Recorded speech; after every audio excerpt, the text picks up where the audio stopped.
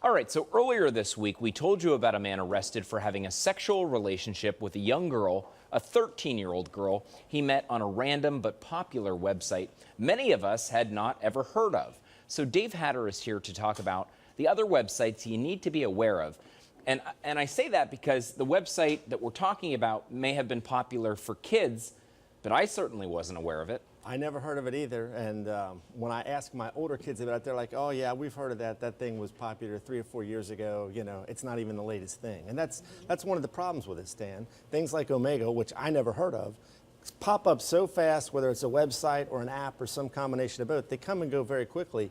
And unfortunately, there's a lot of these things out there that allow kids to essentially be anonymous. I use that term loosely because it's very difficult to really be anonymous on the web if someone really wants to find out who you are and has like law enforcement capability to have access to that data. But people get on there, they think they're anonymous, and then they do all kinds of really bad things, including solicit kids. So it's bad. Well, as a parent, it's terrifying. And so you come in with some tips. You say, know what sites your kids use, lock down the privacy of at least your computers, and you want to friend and follow your kids on social media. Just a few tips. Yeah, now that obviously gets tricky because they may not tell you about these new sites they're using. And unfortunately for parents, there's even apps out there that are specifically designed to hide the other apps on your phone.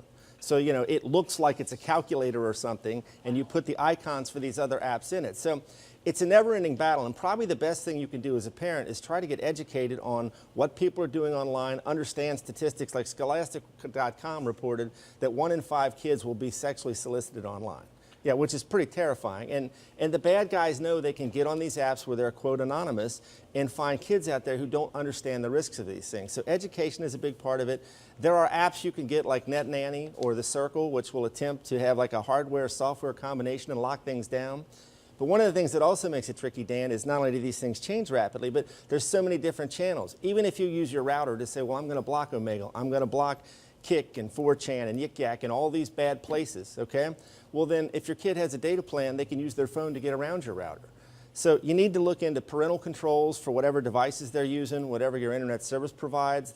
There are a lot of options and there are a lot of things you can do. There's no silver bullet, nothing is foolproof, but part of it is education and understanding that these things happen all the time, as you guys reported in this unfortunate story, and that there are things you can do, concrete steps you can take to at least minimize that exposure. But in my opinion, as a parent, I think a big part of it is warning your kids about the risks and then taking what steps you can to try to lock things down and occasionally check their devices and make them hand them over. Look at the browser history, look at the things they're doing, and there's tons and tons of online resources that can help with this. All right, so before we let you go, because I think it's important, let's call these sites out. And you sent me a list, or the apps and sites to be aware of. So they are? Reddit, these are my opinion.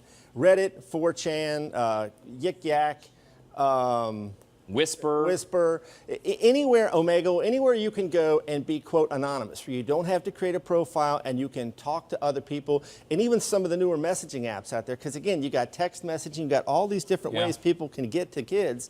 And unfortunately, just having a list, it changes so fast, it's not enough. You've got to find resources online that can help you stay informed. Thank you so much, Dave Hatter. Anytime. All of that information, by the way, on the website, fox19now.com.